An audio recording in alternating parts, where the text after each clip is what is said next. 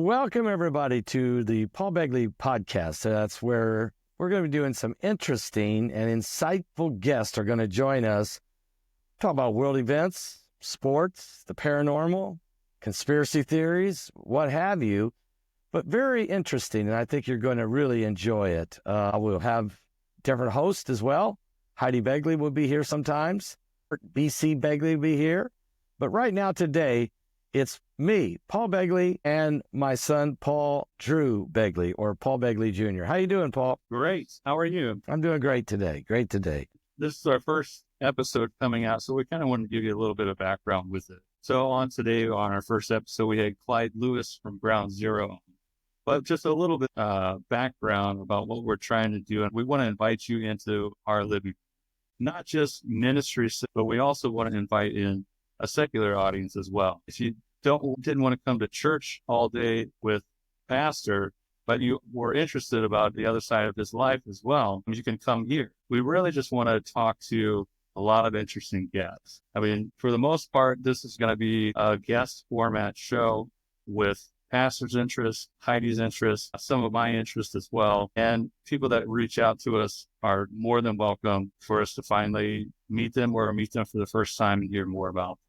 Yeah, I like what we're doing here, Paul, and that is to broaden our scope of audience, to reach a broader audience, I believe, with several different subjects. And at the same time, we're showing them that even though in ministry we are always instructing people or we're trying to guide people toward Jesus Christ and toward their faith to understand God's relationship with them and them with God. But also there are multiple subjects that we encounter on a daily basis. And of course, some of them we like to explore even, whether it be conspiracy theories, the paranormal, or some other type of new technology and new advancements of medicine, you name it. We'll get into everything. Heidi, with her background, of course, as a registered nurse, yours with a military experience. I think that we're going to be able to hit a broad spectrum of subjects and guests that we'll bring on that can be very stimulating and very thought-provoking. It's going to be a lot of fun. I think, and I like it. It's a really relaxed, and I think those of you that are listening out there, we want to reach you, and just about anything you could think of, we're going to talk about it at some point on this podcast.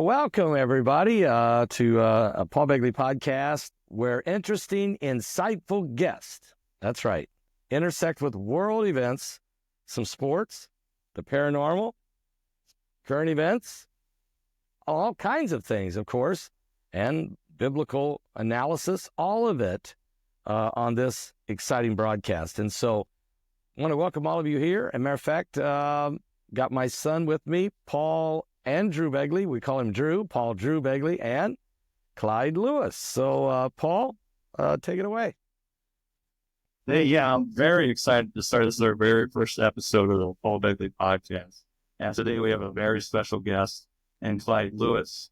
Clyde is the host of Ground Zero, where he discusses the paranormal, UFOs, conspiracies, and current events. Clyde has appeared on Showtime with multiple television programs, films. He's the author of 5 books. He's published in UFO, Paranoia, and Unknown magazine. He's also been featured in Rolling Stone. So we're extremely excited to have Clyde on our program today for our very first episode. Clyde, welcome. Could you go ahead and explain a little bit more about yourself? It's better to hear it straight from the source. Well, first of all, thank you for having me on your first podcast. I'm honored, and I think it's amazing that you guys are doing this, especially the fact that there's so much, and of course the phone rings, and that's not cool. There's so much stuff to cover, not enough time. And when you branch out like that and you want to reach people, I think it's very good. It's very good that we inform people and let people know what's going on, because it is a paranormal world. And one of the reasons why I decided to do what I was doing, I mean, you go back to 1995, which was around the time of the X-Files, around the time of the Art Bell show.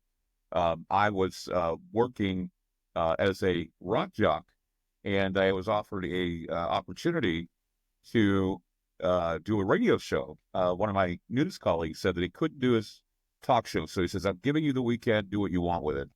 And I took it very seriously because I thought, if I'm going to do talk radio, if I'm going to make the switch to talk radio from being a rock jock, I got to be able to come up with something that's entertaining and interesting. So one of the things I thought about as a new young talk show host was that I wanted to capture the feelings and the moments when I was a child, when I was young. That what had happened is that my father would take us to a barber shop, and it was called Blackie's Barbershop. Blackie Blackbird was his name. And all these guys gathered together, and they're getting their shaves, and they're getting their haircuts, and they're talking about conspiracy theories. They're talking about Bigfoot. They're talking about UFOs. They're talking about, all the old classic Cold War conspiracy theories.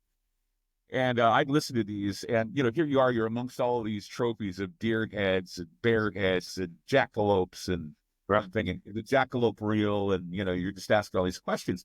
Well, I got older, and of course, I met up with a few people that influenced my life. One person is actually considered to be a suspect, is D.B. Cooper. His name was Wolfgang Gossett. He was a Antioch priest, actually.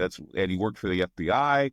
He worked for the missing persons. He worked with prisoners. He talked a lot about the paranormal, did a lot of exorcisms, and I was very impressed with him. And then later on, I find out that he was also considered, he was one of the suspects in the D.B. Cooper case, thinking that he was D.B. Cooper. So I was trained by the best, Wow. I guess, because I followed these guys, and it got me to where I am today, where I've been nothing more than a scholar or a studier or a reader, or I don't know what you'd call me, but I've become so attached to this, and I'm actually able to see the patterns in the world and be able to look at history, go back to a historical perspective, and understand human behavior to the point where you can use history as an oracle for the future. Take a look at what has happened, because past is prologue.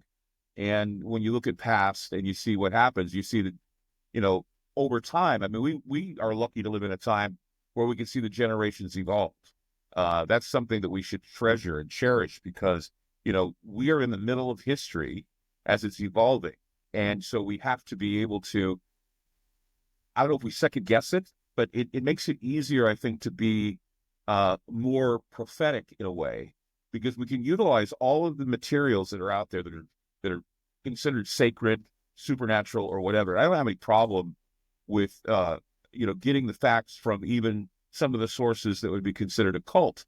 And the reason why is because the whole idea of religion and spirituality is based on supernatural activity, miracles. That's the thing. Baseline is that it's all about miracles.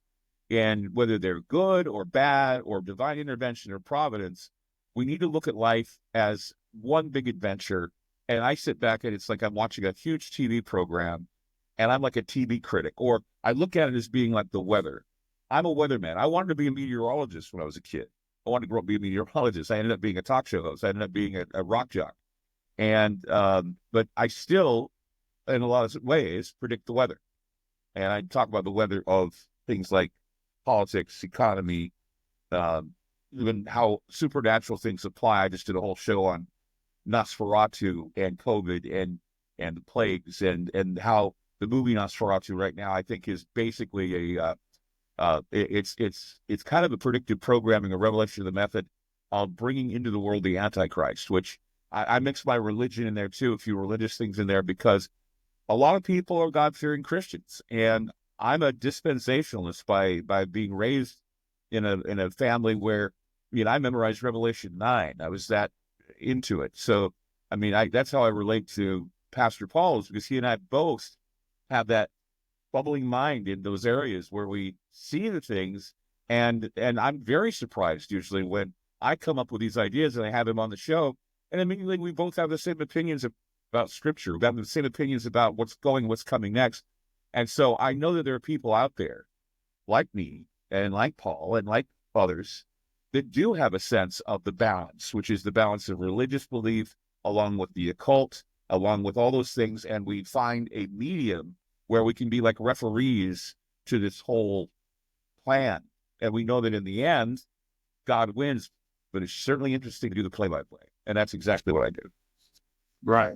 Um, so it's interesting. A lot of the things that you mentioned, actually. So, I mean, your upbringing, obviously, reading and taking everything into account, right? Without just, nullifying things that you might have thought were crazy, initially on the surface. Taking everything into account, I think, makes for not only a broad knowledge base, but also a lot of conclusions that can be reached later.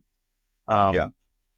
With that, also, I'm curious, from my perspective. So I'm 36, right? So I grew up in the generation of growing up with, hey, we finally have a phone, to, hey, this phone is a computer in our pocket now. So that's kind of my age group for it. But from what I've seen as well, just recently over probably the past 8 years, there's a big shift from mainstream media being a preferred and pretty much the only gospel source of information coming out, to essentially Twitter is like the number one news source, in my opinion. With that, if you agree with that, have you seen the public interest and people's welcoming of paranormal and or AKA conspiracy theories, which end up being true within 6 months, usually anyway? Have you seen that change with yes, from the beginning, back in 1995, when I first started Ground Zero, it was the idea that Clyde is crazy. That was the whole point of the show. It was the idea that, there's a crazy man on your radio telling you that there are demons under your bed. And, it was basically my way of telling stories at night. I wanted to be the next Orson Welles, or I wanted to be the guy that tells it. When I grew up listening to Zero Hour. I grew up listening to The Shadow, and my parents listened to dramatic radio. That's why my show is Theater of the Mind in a lot of respects, but it's because I want to set the stage, it's giving a soundtrack to what is happening. And the whole idea of conspiracy theory has evolved. And the problem with it is that in the days of the Cold War, conspiracy theories were not really made up stories. They were like getting down to the truth behind the corruption that we had in government. I mean, if you look at Woodward and Bernstein back in the time they, did the Watergate scandal, they would have been considered conspiracy theorists. Right. Because they say, oh, it's all conspiracy theory. There's no proof that Nixon did this or Nixon did that. But they had to go out, reverse engineer the entire story, and then start bringing results with, people who were informants and things of that nature. That was considered true journalism. True journalism reported the things that were the most important. Today, journalism is paddle. It's. I mean, a lot of the things that they report aren't even news stories. And that's one of the things that I always tell people is that while you can think that what I talk about is conspiracy theory, most of the time the stuff that I have is based on what I've read in other alt-right or alt-left websites. And some of them have been like the Wall Street Journal or the New York Times or the Washington Post.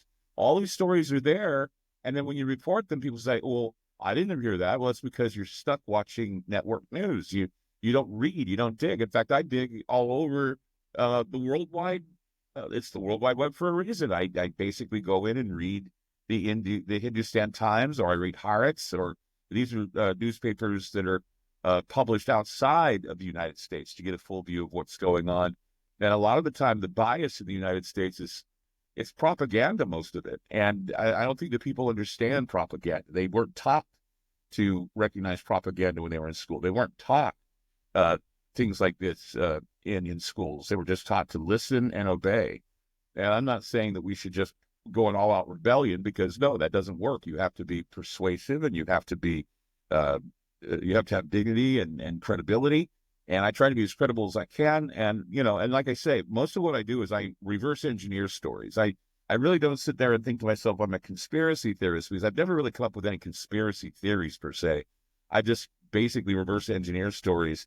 And I give people, I mean, even some of the conspiracy theorists out there that have a bigger, I guess, presence than I do. I mean, I have a big presence because I've been around a long time. It's tenacious patience is what I've had. Really. I am today. But you look at people like Alex Jones, and you look at others that are, they get all of the publicity. I mean, just the other day, Radio Online said I'm the most influential talk show on the internet right now. And I'm thinking, well, what about Joe Rogan? What about these guys? It's because they got good publicity. And here I am, in the wings working hard and delivering stories. And most of my research is all across the board. It's like a collage of all kinds of things that I read about and I see and I talk about. And it's just because of the fact that some of these things, I can see a pattern in this that I think in the end is going to eventually, like you say, a conspiracy theory, give us 6 months and we have the truth. I see it the same way, because what I'm reporting is the stuff that's buried and no one finds it, these little gems, and I know how to piece it together because of something I've read. I read a lot. I talk about these subjects a lot. So I'm pretty much, immersed in this. And, the best way to ignore it is to watch Family Guy or something to get out of my head. But in the meantime, I just, I'm immersed in it all the time. So. Well, Clyde, let me ask you a question. I think this is you've really set the stage to how you gather your intellectual information, and then you're able to assimilate that in a dialogue that's very thought-provoking for sure, and causes people to dig deeper. So this New Jersey drone thing, I mean, to be honest with you, UFO, UAP, the whole thing, but with the drones, you talk about propaganda. We've seen politicians, governors, Congress, members of Congress, the general public, people filming these things, moving around, drones everywhere, and we keep getting told now after Christmas there's nothing to see here, and it's gone. Okay, it's no longer there. And I'm just wondering what your thoughts are about the whole New Jersey drone thing, and is this part of the disclosure with UFOs? Is this a military thing? Is this Chinese? Is there a mothership out there? I mean, what's your thoughts? Well, at first I was approaching it from the standpoint that I was thinking to myself that the drones were a distraction from the possibility that what we're seeing are anomalies in the sky that they can say easily right off as drones. I can say, well, the drones are this, the drones are that. At first, that was my approach. And then I realized that there was a number of things that the public wasn't learning about. Like, for example, there was something called Operation Convergence, where they were testing drones over the United States, the UK, and Australia. And they combined what are called these experimental autonomous drones that they were actually testing. And one of the things about these drones is they had a payload of about 5 to 3 kilograms of payload that they can carry. And that can be anything from a small bomb to bullets, and even possibly a biological weapon. Yeah. Weapons. And so, as I was exploring this interesting incident, I was saying to myself that I'm getting the feeling that, and I was doing a lot of investigating into what is called micrometeorology, which is the idea that the weather can make you sick. And it's because what they do is they go in and they use different types of ice crystals, nucleic ice, and other things. And in them, they put a disease or some sort of pathogen in there. And I did a recent Netflix appearance where I talked about the blobs of Washington, Oakville, where a small town in Washington had these blobs fall out of the sky. It was the situation where the blobs made people sick. It was the weather making people sick. And I thought, that's interesting, micrometeorology, and whether or not, something weather-wise can make you ill. Well, if you notice that these drones were flying basically over rural areas and military bases. Now, we know this. They reported this. They said, hey, they've been flying over rural areas and military bases. Well, what do you have in rural areas that you don't have in the cities? You have chickens, and you have pigs, and you have cows, okay? And so my theory is that they're flying over there, and they're basically doing the same types of experiments they did on people in St. Louis in the 1950s. There was something called Operation Sea Spray in San Francisco, where they used fog to give people serratia. And so these have been experiments that have been carried out for some time. Now, think of this. We had the we had the drones, Yep. and then we had them over rural areas. We now have the first person to die of bird flu. Yep. And bird flu, believe it or not, does not pass from chickens and pigs to humans, or cows to humans. It's rare. Okay. So how did this happen? It happened because somebody is mutating a disease. And just after the drones arrived, what arrived that scared the hell out of people? A major fog Absolutely. developed over the Midwest and into Central Florida. And they said, oh, this fog is not, I mean, people freaking out over fog. That's weird. Why would they freak out over fog? Because the fog contained small grains of something in it, and people who were exposed to that fog got ill. They were getting RSV, COVID-19, they were getting norovirus, they were getting all these different things, and they called it the quademic. Now we have a guy dying of bird flu. I think it is, I'm piecing it together, puzzle, reverse engineering it. It may not be the truth. It may not be that. It may be just something totally different. But what I got is, you look up Operation Convergence. Yep. The idea, they also had something called Sears 2025, which is a tabletop exercise that they did with an even more contagious disease that they were going to release into the skies. Okay. And they were going to use the weather to do it. And so when you have a fog come in that has all of these particles in it, people are getting sick. And now you're going to have one of the most major cold fronts moving through this country. Yep. It's going to low temperature so low, people are going to get sick and they're going to die. And it's all part of the depopulation program they're wanting for their 17 goals that they're talking about in the World Economic Forum and other places. And I just think that what it is it was another one of those experiments where they were seeing just how they could deliver a simulant or even an active virus, a gain-of-function exercise, and they're monitoring how people get sick, and they're doing it through micrometeorology. I think you're really onto something here, because on my birthday, December 21st, which I know the Mayans calendar said that should have been the end of the year or end of the world, but it was my birthday this past year, and we went to Clearwater, Florida, Heidi and I, and we're sitting out on the beach in lawn chairs. Not many people. It was like 58 degrees. It was kind of cool. I just wanted to hear the ocean. I just wanted to feel the ocean, take a little break. And we were sitting out there. It was a sunny day, beautiful sun. The water was beautifully blue. The white sands of Clearwater is just really some of the pristine place to be. And all of a sudden, you've been there. All of a sudden, there was this fog. And here it come. And, fog usually, I'm from Indiana, where fog just comes up from the ground if you have a lot of snow and then they have warmer temperature and fog. This just come moving in and in and in and in, and it came all the way in and blanketed Clearwater. We went back inside the hotel and sat down and had lunch, and we're looking out the window, and it's a whiteout. You cannot see 10 feet in front of your face. And I said, this is the strangest thing I've ever seen in my life. It was not a natural fog. It was a strange fog. And this is what you're saying. This may have been they were testing a delivery system of in October of last year, I did a show called Miasma. And what I don't know why I wanted to do a show. I'm doing my Halloween shows in October, right? I talk about all these scary things. Right. And I talked about miasma, which in the 17th century, they called it death air.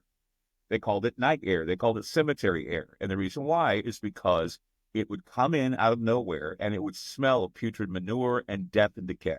Wow. Now, people who say that they were in this fog said it's exactly what it smelled like: rotten eggs, sulfur, manure.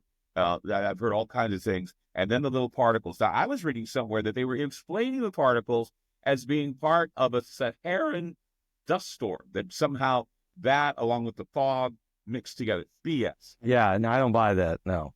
But just the idea that, the fog, people don't freak out about fog. It's natural. And I remember when I was posting, people say, Clyde, it's fog. It's natural. Don't talk to me like I'm a child. I know exactly what fog is. I studied meteorology for most of my career.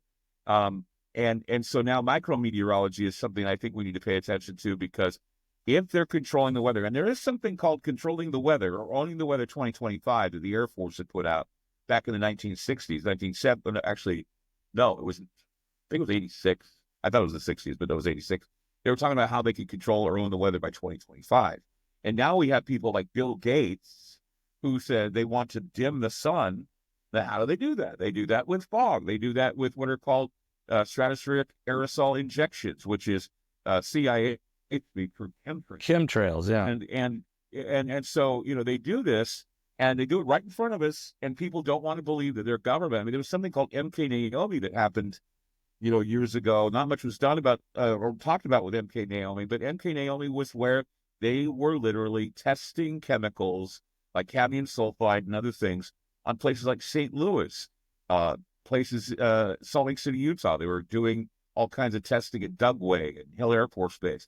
And so, this is they could do this again. And I've always felt that if COVID wasn't our biological attack, we're going to have another biological attack in this country, because I believe that biological attacks are the most devious of warfare because you cannot trace it to anything. Yeah. And that's why they argue about whether or not it came from Wuhan, about COVID, whether it came from Wuhan, or come from something else, or a bat, or from a wet market, or whatever. They just don't know, because that's the beauty and the sickening aspect of biological warfare. You don't know or even suspect it, because it just disguises itself as a plague, or disguises itself as a pandemic, or disguises itself as something else. People get sick, flu symptoms and everything else, and unless they get tested for something like this, they just walk along thinking they have the flu, when they could have whooping cough pertussis, they could have walking pneumonia, they could have a cytokine storm so bad that they're going to keel over and die because they're choking on their own mucus. You don't know. And that's the scary and very, very real, the reality of what biological warfare is. Paul? So, I mean, that's an extremely interesting theory that you've put together, Clyde, from the drone sighting, because I actually never even pieced that together. I was kind of going on a different path myself for it. Did you ever do any research on the black helicopters? There was back in the 70s and 80s, there was something called the black helicopter conspiracy, and it's like our drone conspiracy. It's the same story where people were seeing these things, the flying black helicopters. They saw men in black, riding around in these things with guns. Right. A couple in Nevada that had a farm said that one of these black helicopters swooped in and sprayed something on their farm, and their cattle came down with Priland's disease, mad cow. And what's interesting is there was a story I was reading the other day about pigs that are now demonstrating wasting and prions disease. Now, you don't want to mess with prions, because prions, you can't get cured of prions. Prions, once they get into your brain, kill you. You have a 100% chance of death. And if that spreads, and if we have that happen, this is going to be very terrifying, because you have a mortality rate of 90% or 100% with prions usually. I mean, unless they find a way to eat them and get rid of them in your brain, but it's hard. But when you're dealing also with bird flu has a 50% mortality rate. Now, what was the mortality rate of COVID-19? Less than 1%. Yeah, 2%, 1%. Yeah. So, we got all worked up over a 2% mortality rate for a disease, and we have bird flu that has a 50%, and we have prions that have 100%. And these are the things that are waiting in the wings. I'm sure they're going to use to threaten us, because you heard Peter Hotez said that on day one, he said the 21st, Trump is going to have to deal with all of these things that could easily become pandemics. They're waiting for an opportunity to do this again, and they're going to do it again. And if they do, we as the American people should wise up, find these people, and treat them as war criminals.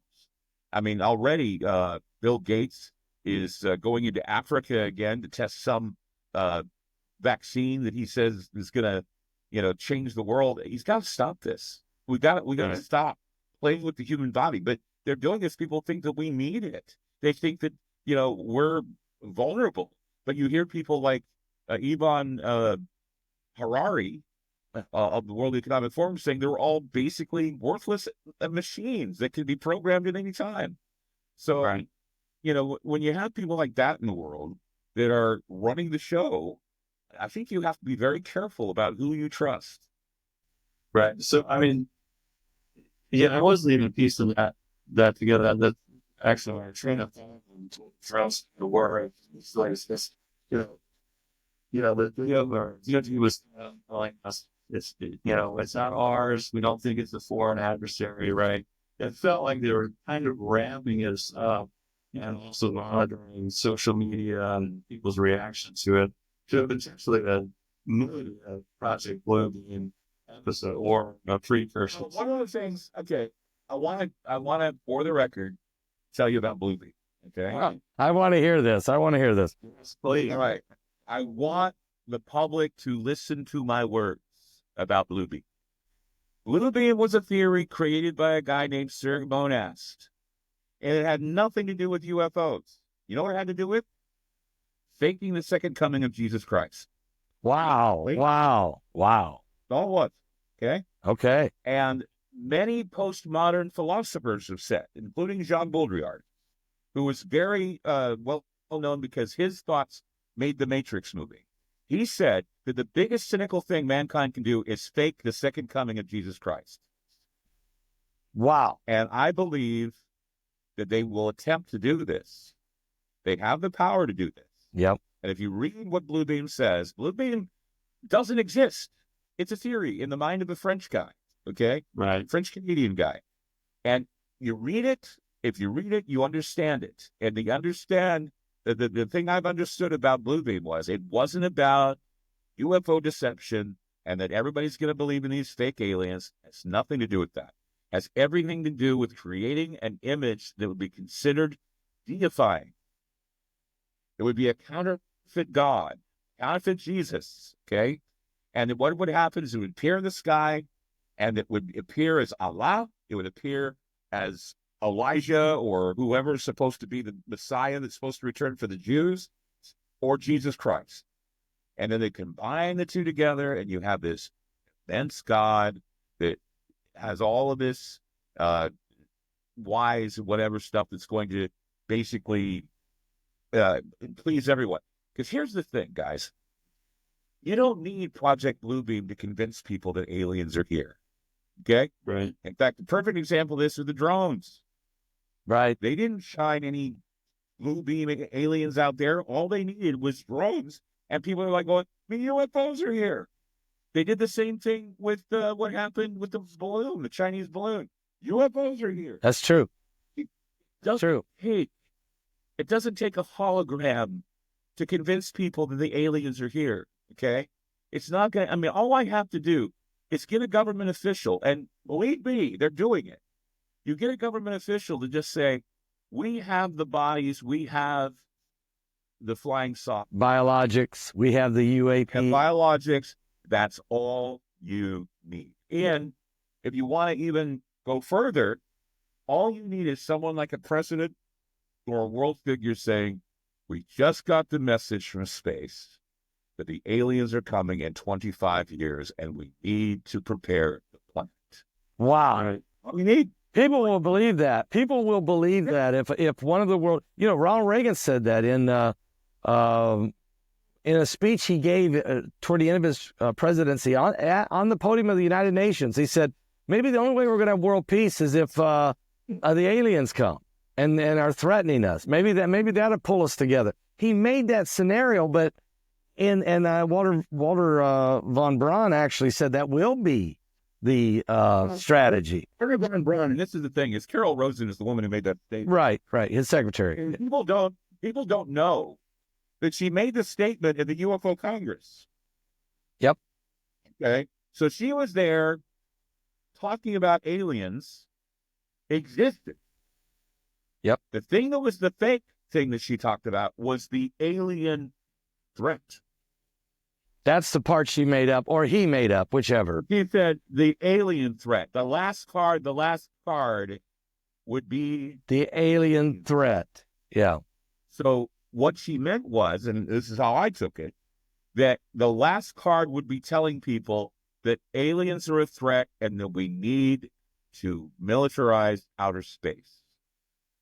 And she, along with many other people who do not see aliens as a threat. Okay? Yeah. Stephen Greer, he doesn't see aliens as a threat. He sees them as like our brothers and to come down and save us from ourselves. A lot of people see it that way. That's where I have my problem with this alien stuff, is when it turns into this, they're here to save us. I believe that we need to basically think to ourselves, they're not here to save us, they're here to eat us, okay? We have to take that stance until they prove otherwise. So you're saying that there's going to be a world leader who is going to make this proclamation. We've made contact. Jodie Foster, we've made contact, and they are coming in 25 years, and they want us to get our act together of some sort. And you're saying if it's a president of a nation or a prime minister or somebody of great respect and understanding, if that happens, the whole world, and then other world leaders will start to gather and join in with the process. That will convince what percentage of the population you think? 75%? I mean, look at how many people believe in something as elusive as climate change. Oh, I know. I know. Yeah. The thing is, the planet is burning up, and people will go, "Oh my God, the planet's burning up." Yeah. And all these scientists that are saying it, and yet I don't think there's any proof, really. I mean, you just heard about the ice caps increasing again. I mean, we're still dealing with climate and weather like we always have. The planet is a very violent place. We live in a place that's prone to earthquakes, tornadoes, floods, hurricanes. Nothing new, but they want to make it a scare thing. They want to scare you. You look at snowstorms now. They treat them like tornadoes. Yeah. They take heat warnings at 80 degrees. It's 80 degrees outside. It's a heat warning, guys. It's 80 freaking degrees. When we were kids, we loved 80 degrees. I love 80 degrees. Sorry. Yeah. Stay indoors. 80 degrees. No, this is how bad it's getting. And so if you have an authority, whether it be the news or somebody in authority, if they were to come on TV tomorrow, okay, somebody like Donald Trump or whoever on TV tomorrow, and said, "Ladies and gentlemen, I have an announcement tonight. We do not have any aliens per se here with us now, but we've received information from the top scientists that the aliens have communicated with us, or people from outside this galaxy or some interstellar place somewhere, being, right? Somewhere, has communicated with us and say that they want to come to this planet in 25 years or in 10 years. What are we going to do to prepare the planet? We have to clean up our act. And the way we do this is we have to have cleaner water, cleaner energy, no fossil fuels, blah, blah, blah, blah, blah, because they want... I mean, I was just talking about this last night about the vampires. You know, I had a dream the other night, okay? Here I am, I'm asleep on the couch watching a TV show that I was binging. Fall asleep, and I see on the TV in my dream, MTV 1983. Now, we're all, you and me. Yeah, I know. We lived in the era of MTV. Right. Stay out of school, right? Right. It's great. Here's watching the MTV. Here is the MTV 1983. All of a sudden, the video comes on, and it's Bauhaus, Bela Lugosi's dead.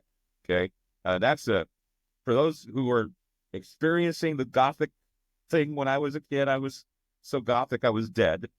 You know who Bauhaus is. You know the song Bela Lugosi's Dead. It's a 9-minute Bela Lugosi's Dead. It's an industrial dance song, and they played it on MTV.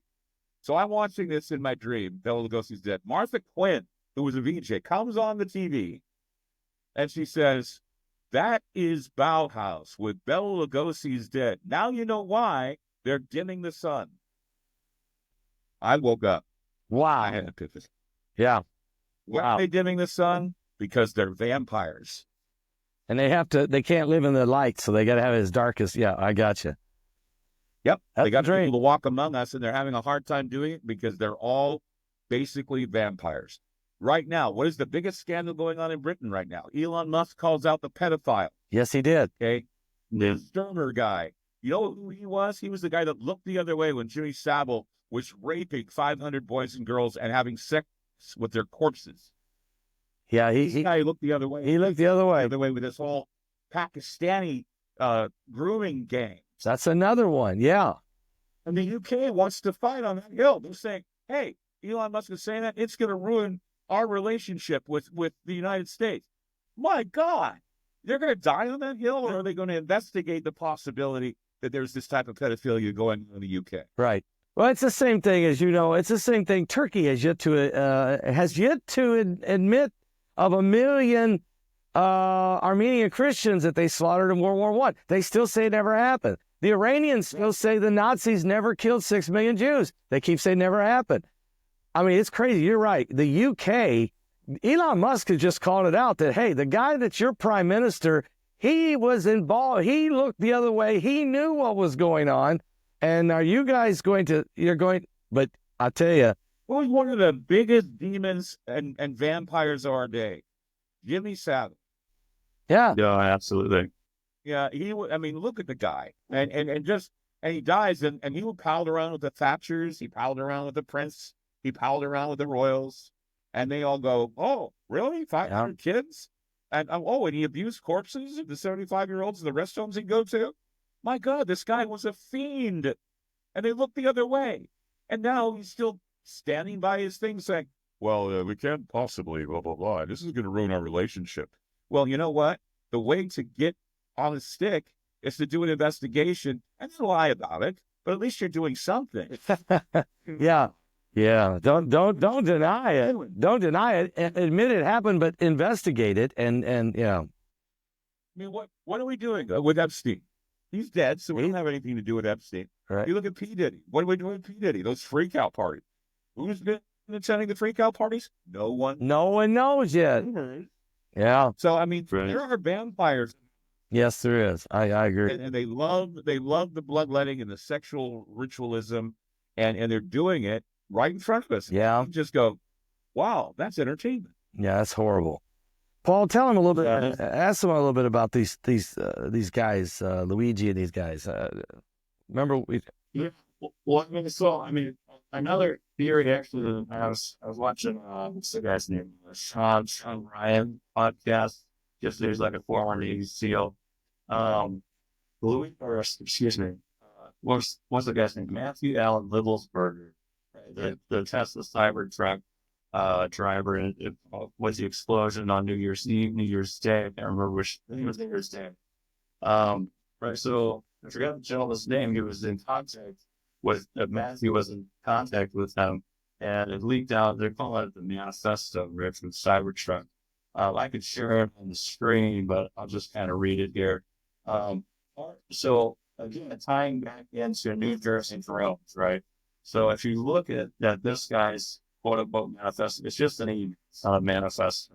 I don't think it is anyway. He calls it what we have been seeing with quote unquote drones is the operational use of gravitic propulsion systems. I don't even know what it is. It sounds like science fiction. Powered by aircraft by most recently China and the East Coast, but throughout the U.S. So you see the U.S. and China are the only two countries that have this technology.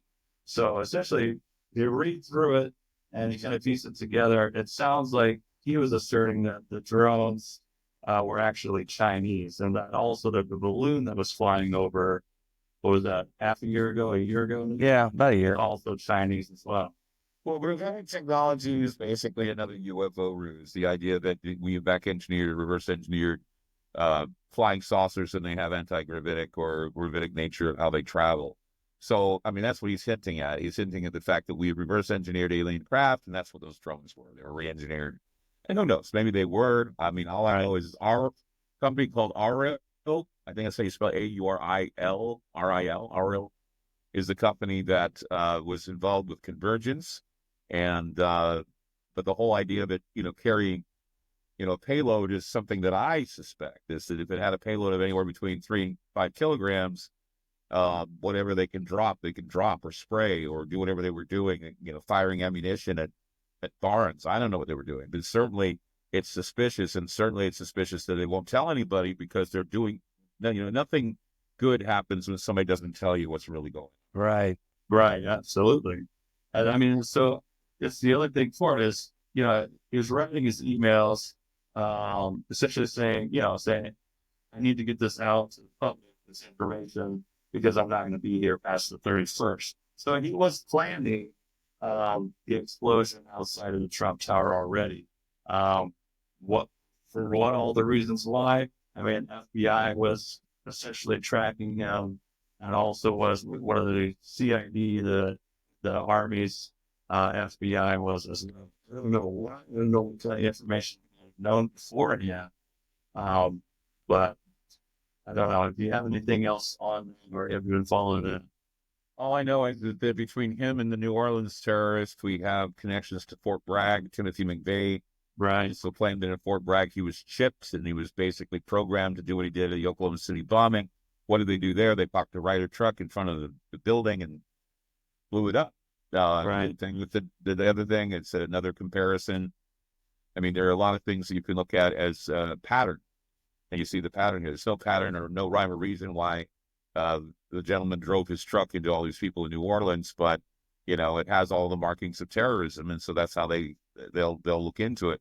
But see, every time we look into these stories, we always find a link to the CIA or a link to some national agency or some securities agency. Right. And it's because that they have these guys that they monitor. They have these guys that they can use whenever they need to create a false flag event. And this is how it's done. This is how they do it in the big world. And there's nothing wrong with looking into this. I mean, sometimes a cigar is just a cigar, but in a lot of cases, you remember what FDR had said. He said, if it happens in government, it was planned that way, and Right. that includes controlled chaos. Right. So that's before I was starting to read into his emails yesterday, I was suspicious of, well, maybe this guy's MK Ultra, but also I was listening to one of your recent shows as well, where you were talking about Luigi Mangione, right? So I was like, man, I don't know. A lot of these big events, but also a lot of these guys that people can actually recall their name as a killer or something crazy that they've done. A lot of the times it could be linked to MK Ultra. But I think one of the best books that I've read recently was by Tom O'Neill. It's The Chaos, Charles Manson in the 60s. I don't know if you've read that. But essentially, they were linking Charles Manson to MK Ultra as well. Well, I believe the show you were talking about was the 286 show. Yeah, 286, Luigi Mangione. Yeah, Mangione. And I compared it to what Charles Manson told his girls to do when they murdered in the Tate LaBianca murders. He said, do something witchy. Right. And that means leave behind a calling card, because that gets him to talk, you sort of think. And he did that with his Helter Skelter murders, and he left behind all kinds of clues, like he listened to records backwards, or, he heard the devil, he heard Helter Skelter and all this. That's the witchiness. And they do that. And it's all part of a way to create more trauma, to make it look like it's an occult killing or a ritual killing. It basically takes a story and makes it bigger. And there's so many different opinions and so many different ideas. And sometimes ideas are published and people with a lot of clout get their stuff published. And when they do, it's the end all be all conspiracy theory at all times. And that's what happens, is that somebody, who is a respected or possibly a very important figure in the conspiracy world writes something or says something, and immediately it becomes canon. I don't necessarily believe in that, and that's probably one of the reasons why, a lot of the times people are afraid to talk to me, because I will call it out and I'll say, well, think about this for a minute. It's because I just don't. I mean, I could be the guy who follows, but I'd like to be the guy that leads. I like to be the guy that gets the story out, and if I don't get it out first, I'll get it out the best, and that's what I try to do. And when it comes to stories like this, usually the public is wrong. Okay, when the public tells you things, and usually the public's wrong, and they need to understand that public opinion is formed by talking points. You can always tell a person by their talking points. And, and it's because, I watch the news, every channel, Fox, MSNBC, CNN, terror channels, I don't know, even News Nation, and all these other, so I don't watch OAN because it's silly. But the idea that, you can always tell a person by their talking points, because you can hear coming out of their mouths the things they heard on Fox, or coming out of their mouths the things they heard on CNN, and they're going, can you give me something that's more than just the talking points that were just, thrown up by Anderson Cooper? Can you tell me something more about this than what you heard on morning show or, Rachel Maddow, who told us that, the COVID vaccine would kill COVID completely, never did. You wonder why she got a pay cut. These guys have been lying for a long time. Okay. They've been lying, and it keeps people like me in business. And that's as long as they keep lying and they don't report. Yeah, you're sort of, Clyde, you're sort of like me. The devil has kept me in business my whole life. Well, I'm going to finish him off in the end, I hope. When you talk about misinformation, and that's what we've been being fed, they say that we, alternative media, that we're the misinformation agents. But the truth is, the misinformation has been coming out of mainstream media, print media, television media, radio media forever. And I always say this, and maybe looking at it from a biblical standpoint, you have to have a baseline.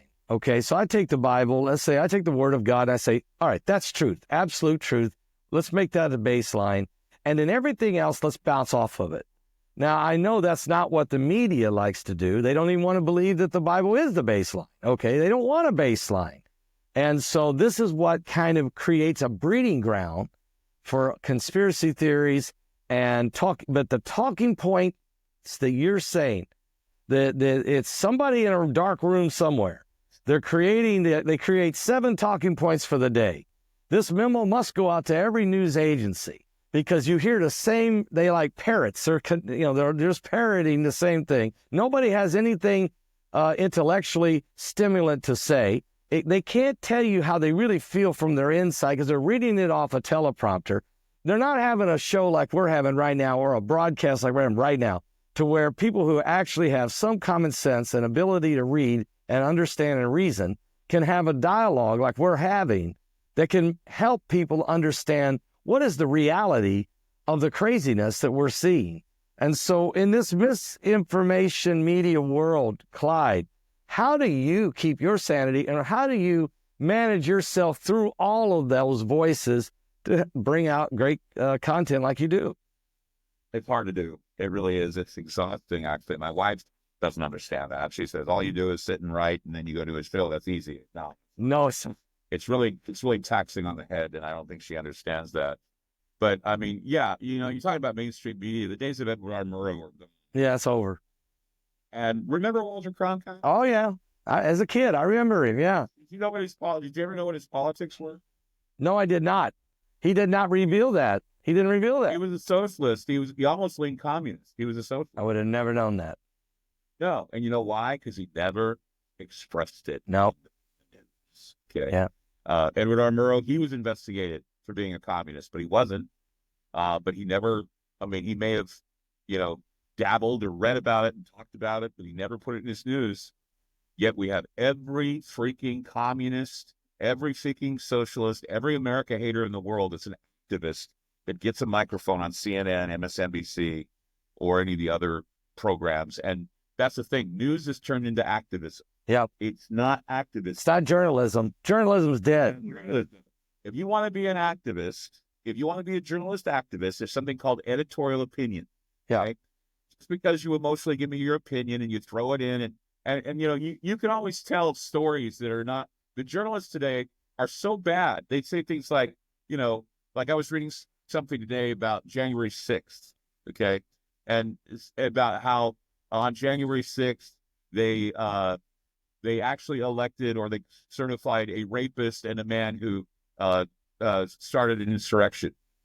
You don't do that when you're doing, no, you write about they certified the president and you don't call him a rapist. No, you don't. These guys call him that. Unless you have, can you imagine a newspaper in 63? Kennedy, the man who finagles people like Marilyn Monroe and others, who basically was in the back seat with another Hollywood starlet today, said they would never do that. No, never. You do because they respected the office of the presidency. They respected the institution of government and the Constitution of the United States and just decent human beings. Just being decent. If they wanted to go after a scandal then by all means, if that's what your goal is. I mean, my story is a scandal, so I'm going to talk about a scandal, Woodward and Bernstein. I'm going to talk about Nixon. Yeah, deep. I'm going to reveal that he was a crook. Okay. Right. Then you die on that hill, and if you win the battle, congratulations. And they did. Okay? Yeah. Yep. Hey, though, Russian collusion, not pedophile, rapist, felon, all these things to describe Trump, and being told in the news to say that, that's not journalism. That's not journalism. That's exactly right. You know, even though, okay, if a court, I mean, he was impeached twice, right? But did they ever indict him? I No, don't think they did. no. No. And so, I mean, same with Clinton. He was impeached. Yeah, but he was never indicted. No. And that's the whole thing, is that, you know, they used all these buzzwords like impeachment and felon and rapist and you had Russian colluder and spy and traitor and this is a Nazi and fascist. And what happens? Bam, bam. You know, and they're like, why did that happen? Why did that happen? Yeah, yeah. The bullet that hit Donald Trump in the ear might have been fired by a child who was manipulated by whoever knows what. But the real people who fired the bullets were sitting in front of microphones and television screens for the last several years, painting a picture of a villain and demonizing each other to the point that deranged individuals, or maybe this was another MK Ultra situation. I don't know. Who do you think dig deep into your soul. Okay. Who do you think is responsible for the assassination attempt on Trump? Dig deep. Who do you think? Besides the media or CIA or somebody, but I'm going to say CIA with the media's No, go beyond the CIA. Go beyond the CIA. The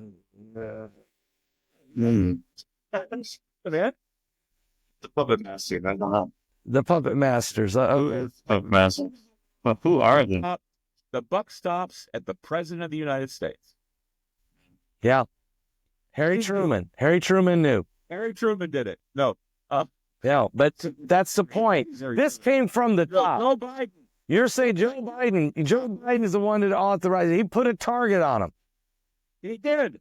I know. He said it. Nazi. The minute he called him a threat to democracy. He put a target on him. That's right. And yet Trump gets ridiculed for saying, let's go down to the Capitol. And then later he says, and they take it out of context, let's go peacefully to the Capitol. They didn't put that. They didn't put that in the report.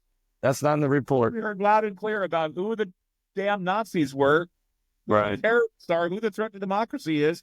So if you're a kid out there and you have nothing to lose, climb up onto a barn and shoot the president. Yeah.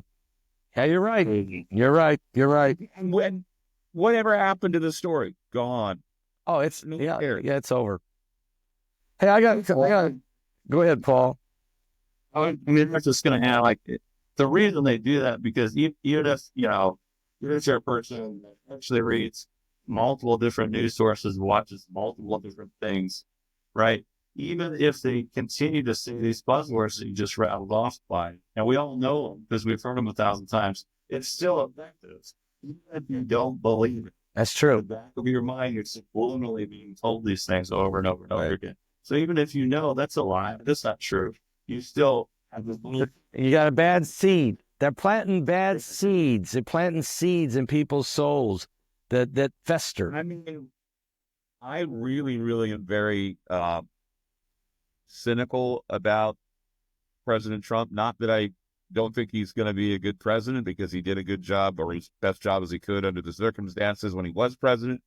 But I think this is a setup. I think that we're being set up for something, and it's going to shock everybody. And it's just because it happened too quickly, too easily, and everything seems to be a mishmash of a dumpster fire that will never be put out.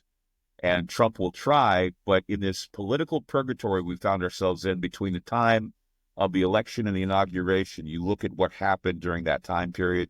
We increased our problems with Russia. We increased our problems with Syria. We left a mess for Trump to clean up. And it's not going to be easy. No. And people are going to lose faith. Because look, if you look at Europe with Russia and Ukraine, and you look at the Middle East, it looks like it's a time bomb ready to blow up. You look at the inflation and the migration and then all the frustration. You're right. We have great hopes and dreams for Make America Great Again, but the truth is, look what a mess this man is inheriting. And how in the world is he going to be able to pull off all the promises and things? He's going to have to be Houdini to make this happen, and he's tied up in knots. Be satisfied. They're never satisfied. I mean, he could find dandelions on the moon and no one would care. Right. That's how bad Americans have become. It's like, hey, we've got dandelions on the moon. Oh, who cares? What? Dandelions have grown on the moon. That's the way we are now. I mean, unless we can afford putting food on the table, unless we can have the money to go to Disneyland, we don't care. Yeah. We don't care about other issues. So let's look at the future. We got 4 years of Trump. We got AI taking over everything. And I'd just like to get your opinion now on, Mike from the World was on my show last week where he said, let the secret out now. There's an AI brain that has been running the war for Ukraine against Russia. It directs every drone. It can direct every plane. It gets on the phone. It talks to the generals on the field. There's an AI brain that we've been using to run the war. It's partly why Russia's had such difficulty, but we're never going to let Ukraine win, just slow Russia down. And we're learning. This thing's 15,000 times smarter than Albert Einstein.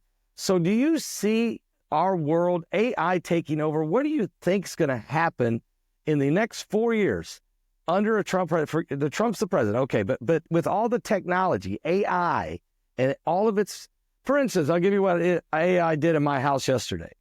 I'm in my desk and I'm printing stuff, and I notice my printer says to me, you're almost out of ink, okay?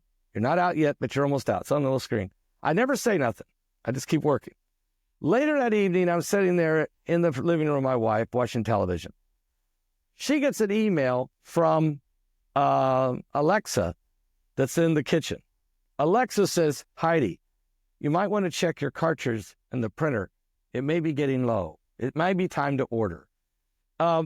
Which means Alexa is talking to the printer in my office and telling Heidi in an email she needs to order more ink. I never said a word about it. Heidi never seen it. Here's the email. So AI is starting to change the way we operate and think. What do you think, Clyde, is the future in the next 4 years with AI? I think that AI is going to be a machine that we let control rather than us controlling it, unless we are able to get together and come up with ethics regarding AI. It's a toddler right now that we're playing with, a toddler that can get away with a lot of things. And unless we rear it and treat it with respect, it's going to, I owe my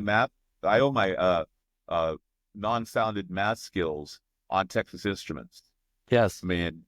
I don't know math jack, right? Why? Because of Texas Instruments. Thank you for the calculator. It didn't teach me how to work out problems. All I know how to do is push the button. Whatever. Yeah, all I know is to push the button. I regret this, because I wish I knew more math. I knew I'd be able to figure out basic math problems. I can't because I need a calculator. Mm-hmm. And that's going to happen with a lot of things. Social skills. People are going to, most kids today, their social skills are based on friendships they have with people they've never met. Wow. And that's the thing. And kids are, young people are going out with people online. They're not even going out and being with them. They just say, hey, you want to be my bestie? Let's be besties. And we'll watch a movie together on the internet. And, that's what's happening. We're becoming lonely. We're becoming isolated. We're losing connection. Wow. And if we don't connect with each other, connect with animals, connect with, forests or trees or whatever. I don't want to sound like one of those tree people, but I had a moment where I went and did some, about a month of therapy. And it was mental and physical. And it was just so I could get away from everything and just kind of take a break. And one of the things that really impressed me was we were in this area. It was beautiful forested area. And one of the things that one of the therapists said is, why don't you go out in the forest, take your shoes off and see how you feel? God, it was powerful. Yeah. Yeah. Took out my shoes, put my feet in the dirt and the trees making creaking noises and hearing the birds and being at least tuned in to the hum of the sun or the small voice of God, telling you that you matter, that you're a part of this beautiful, beautiful planet, this beautiful plan that He has for me. And it's even if you don't believe in God, there's a power that you have to understand exists that keeps us pretty much together, and the reason why we haven't been wiped off the face of the earth. But, we're getting close because we're becoming the morality is definitely taking its toll. But morality is taking its toll for a long time. People tend to want to go out of control, but more so now because people don't think that other people have feelings or care. We're turning into sociopaths. They're bringing it into us. They're bringing us into becoming sociopaths, not caring for others, not loving one another, tearing into people, standing with a phone as we're watching people burn in a subway car. I mean, this is the kind of stuff that we see all the time now because we've turned into these receivers. It's the tap and receive generation. I tap, I receive. I want something from Amazon. I tap, I receive. I want to get clothes for my little avatar in my metaverse. Tap and receive. Pretty soon it's going to be tap, receive, tap, receive. Because you're going to have a chip in your head, or you're going to have another chip in your hand where you can go, and then you get what you want. Yep. And this is what we're breeding ourselves towards. Let's take a look at what they're going to be expecting of us in 2025. Real IDs, health passports, chips, and it won't be a requirement, but people will make a choice. And many people will see to themselves that biometrics is very convenient, and they're going to do this. They're going to do it. I just, and COVID was a trial run. If you make it mandated and you say it's the law, it's what you're supposed to do, blah, blah, blah. People will do it. People will do it. Yep. It's for the greater good. They tell you it's for the greater good. Americans have, and most people have, a tendency to do the right thing, or they do things without wanting to upset the apple cart. They don't want to upset people who are leaders. They want to please them. They want to support them. Some people are rebels. Some people have the punk rock attitude like I do. And we constantly want to expose what is happening, but most people don't care. Most people, somebody once told me, says, don't you wish you were ignorant like other people? Yeah. Simple-minded it's bliss, right? It's bliss. It's bliss. Yeah. Ignorance is bliss. I could say, just once I would just say, hold my beer. I can't say hold my beer because I don't have it in me anymore. I got to dig and find out and understand. And believe it or not, when stuff happens, I'm still surprised. Yeah. Because I'm thinking with all of the warning, one of the things I find interesting, though, is I'm getting the feeling that the World Economic Forum and the world attempts to world domination are kind of slowing down a bit. Because you're looking at people like Trudeau being told to pound the ban. Yeah. He was the poster boy of World Economic Forum. Yep. And he's getting told to, pack it up and go. Pack it up and go. We're tired of it. I think that's a plus. That is a plus. And this rebellion against the UK saying, hey, you can go ahead and you can be the king of an empire that basically abuses children and rapes them and whatever, but we're going to call you out on it. Yep. I'm sure they're going to call our leaders out on it because they do it too. And it's going to be a lot of people saying, hey, we're tired of it. And it may create problems, but still the fight for what is moral and what is right needs to return. We need to be more aware of how we treat each other. Amen. Clyde, appreciate you taking the time out of your busy schedule, getting up early out there in the West Coast and sharing with us your thoughts. It's been stimulating. It's been provocative. It's been educating. It's been encouraging. And at the same time, it's real world stuff. It's really what we're dealing with. I appreciate it. Yeah, I'm just showing you that I drink coffee too. Thank you. I have to see if you're more wired than I am. I'm pretty wired, but I think you are pretty wired. So and Paul Jr. I just spent a week in Virginia with Paul Paul Drew here, Jr. Hey, Drew? Yeah, and yeah, he likes his coffee too. So yeah. Oh, absolutely. Stay warm. But, yeah. Before we go though, Clyde, can you just let everybody know where can we find you at if we want more Clyde Lewis? Well, I'm all over the internet. I'm also on radio stations across the country. However, I don't know what radio stations or who, but I do get phone calls. So that means I'm broadcasting to somebody. So I've got radio stations across the country that I'm on. I don't have a list, but I'm also on groundzero.radio, groundzeromedia.org. And if you want to hear past shows, I do have a sort of a Ground Zero Plus I call Aftermath, where you pay a fee and you can get my shows, you can get other interviews that I've done, stuff that we've kept in a vault so you can listen back to them. A lot of people love that service because they're able to download a lot of shows, and they basically load them into their phones and listen on the way to work or on the way on long trips, and they say it just takes the time away. So if you want to just get lost in the mind of Ground Zero, or if you want to keep your mind at Ground Zero, then you go to aftermath.media and subscribe today. And you'll even hear Pastor Paul Begley on some of the shows. Yeah. I must say, our listeners vote you our number one most favorite guy to have on the radio. Yeah, it's amazing, Clyde. You've told me that before, and I'm like, I can't believe that. But I know one thing. I love being a guest on your show. It's a great show, and people really enjoy. I got people in Birmingham, Alabama, who tell me I can't believe it because they listen to you every day out of Birmingham on a radio station, and they say, I can't believe you were on the show with Clyde Lewis. I mean, it was amazing. I think one of the best endorsements, I don't remember when it was, I was watching your YouTube ministry. I swear to God, you were quoting me. I probably was. You started quoting me. I go, I got to give this guy a call. I go, if he's quoting me during his sermons, I love this guy. Yeah.